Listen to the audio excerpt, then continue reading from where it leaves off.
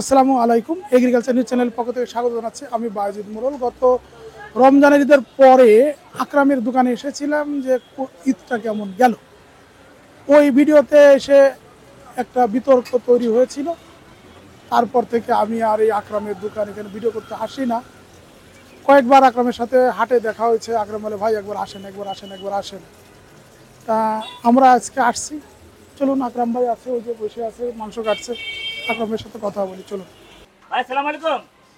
আহা ভাই, সেই যে গেলেন দেখা হইলো না, এই মাত্র দেখা হইলো। ব্যাপার কি? আপনি আসা বন্ধ করেন কেন?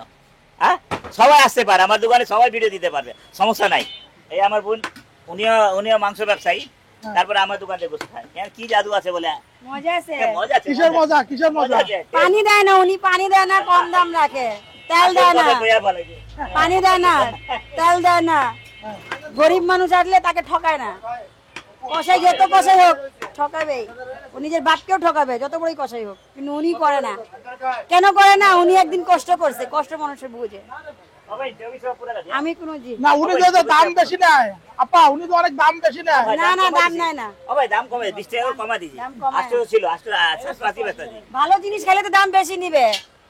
আপনি 600 টাকা খাবেন, ওইখানে 300 টাকার পানি থাকবে, 300 টাকার মাংস থাকবে। আমার কিছু করা লাগলো, যেটা সত্যটা সত্যই থাকবে, আর মিথ্যাবাদীরা মিথ্যাবাদী থাকে যাবে। না, এখন কত করে দিচ্ছেন? 780 টাকা। 780। জি জি। আচ্ছা, আপনি আমাকে একটু বলেন তো, জি ভাই, যে যেহেতু আপনার ভিডিও করার পরে সারা দেশে বিদেশে হ্যাঁ এটা নিয়ে অনেক তোলপাড় হয়েছে। আমাকে তো কোনো কাস্টমার বলে নাই ভাই, আপনাদের আয়া গাল দেয়, আমার গাল দেয়, আয়া বলে নাই ভাই আপনি অতিরিক্ত টাকা নিচ্ছেন কেন, আপনি ঠগালেন কেন। এই কথা তো আমরা বলে জানে কোনোদিন, কোনো সময় কোনো কাস্টমার জানে, কাস্টমার বুঝে। দামের সময় দাম থাকে, ঈদ পরবের সময় সব জায়গায় দাম থাকে। ওই সময় দামে বেচতে হবে, না বেচতে পারলে কারিগর খরচা উঠামো করে না। কোন জায়গাতে উঠামো? আমি নিজে খাটনি করে আমার খাটনি টাকা উঠামো কোন জায়গা থেকে? সঠিক কথা না। এই যে আমাদের অনেক ইউটিউবার আছে, আপনি কি কোনো ইউটিউবারের কাছে জিম্মি? না, কোনো জিনিস হতে এই কারণে। আচ্ছা, আপনি কি কোনো ইউটিউবার যারা আসে তাদেরকে কি টাকা দিয়ে? না না না, কাউরে টাকা দেই না আমি। রিপন মিয়াগো টাকা দিতাম না, রিপন ভাই জানা আমার ভাই, উনাগো টাকা দিলাম না কোনোদিন। হ্যাঁ, চা নাস্তা ডেলি সবসময় খাওয়াতাম, এটা আছে, এটা মহব্বতে। না, আসলে কি, আমি তো আসলে এই গরু বেচা বা এই গরু মাংস বেচার ভিডিও করতাম না। না, যেমন এখন আমাদের আসলে খামারে আমাদের কাজ নাই, পানি হয়ে গেছে, খামারে গরু নাই। হ্যাঁ, খামারে গরু তো শর্ট হয়। তখন আর কি আমরা আসি যে একটু ইউটিউবে প্রতিদিন তো ভিডিও দিতে হয়, একটু ভিডিও করি।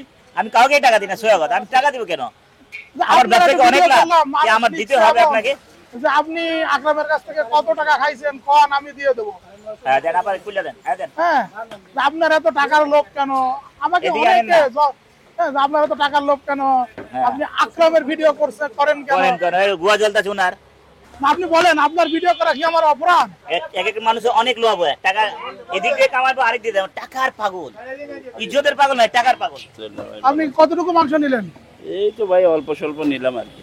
আকরামের মাংসের কোয়ালিটি কেমন? কোয়ালিটি অনেক ভালো ভাই। আমি অন্য জায়গা দিয়েও মাংস নিছি, মাংস খুব উন্নত মানের। হয়তো ওখানে 50 টাকা কম পাইতে পারি, কিন্তু জিনিসটা খায় একটা স্বাদ পাওয়া যায় আর কি।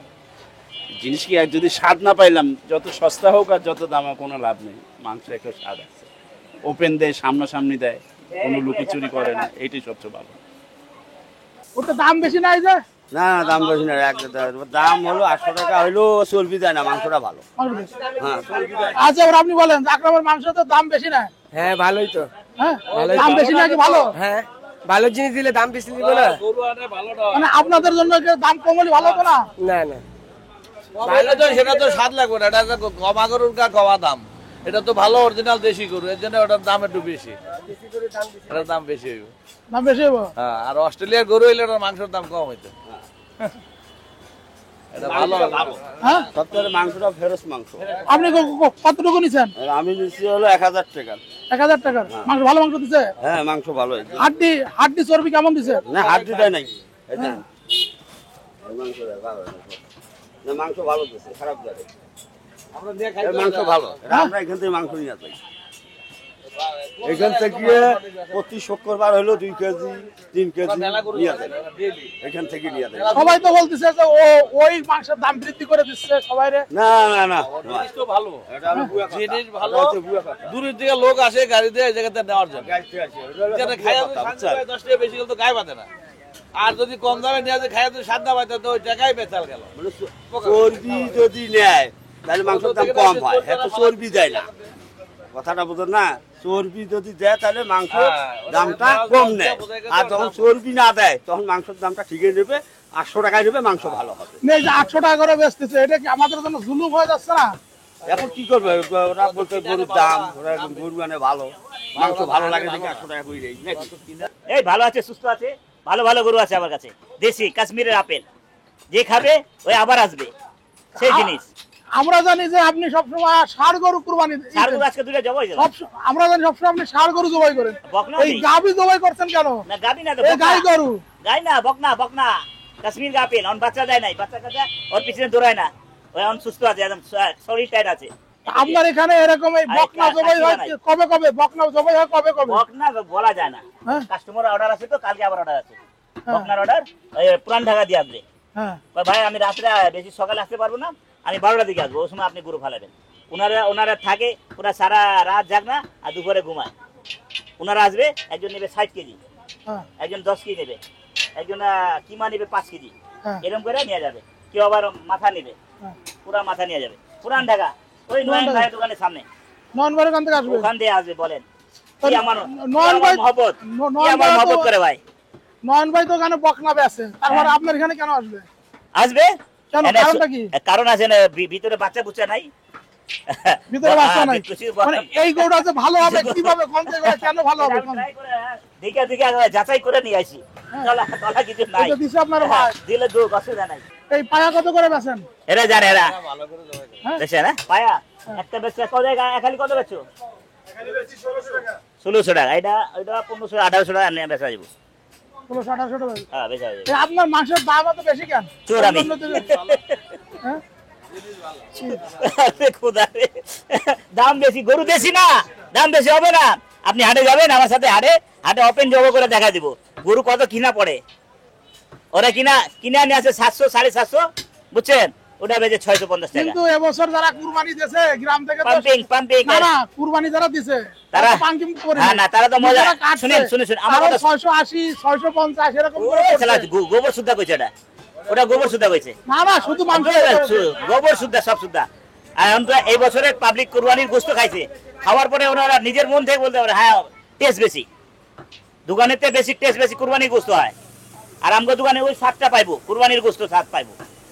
আর অন্য দোকান দিয়ে খাইলে বোঝা যাবে ওই স্বাদ নাই। ওয়ালাইকুম ভাইয়া, ওয়ালাইকুম কোথা থেকে আসছিলেন? Uttara house building. এখানে আসার কারণ কত দূর থেকে? এখানে ভালো লাগে, ভালো মাংস, কেমন ভালো? কি অনেক ভালো? ভালো, অনেক ভালো। কি ভালো? আরে ভাই অনেক ভালো, এটা ভাইকে বুঝায় বলেন। মানে আমার এই 62 বছর বয়সে এর চেয়ে ভালো মাংস কোথাও পাইনি।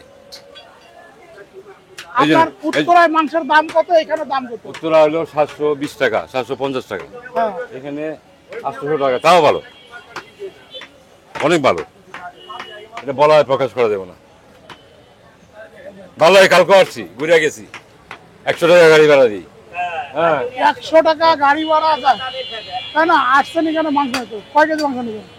10 কেজি, 10 কেজি মাংস নেবেন। দাম হতে পারে 10 কেজি 50 টাকা হলে তো অনেক টাকা বেশি দিলে। তাও ভালো।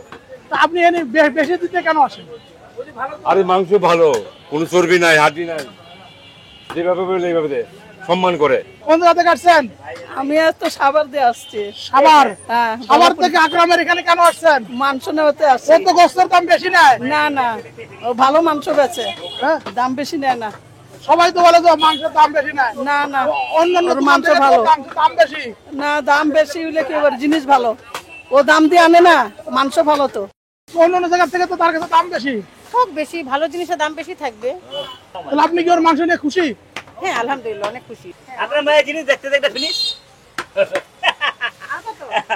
কিন্তু আসবে বেলা করে আসবে। এই গরু গোস্তের দাম কমানো যায়, আপনার পরামর্শ কি?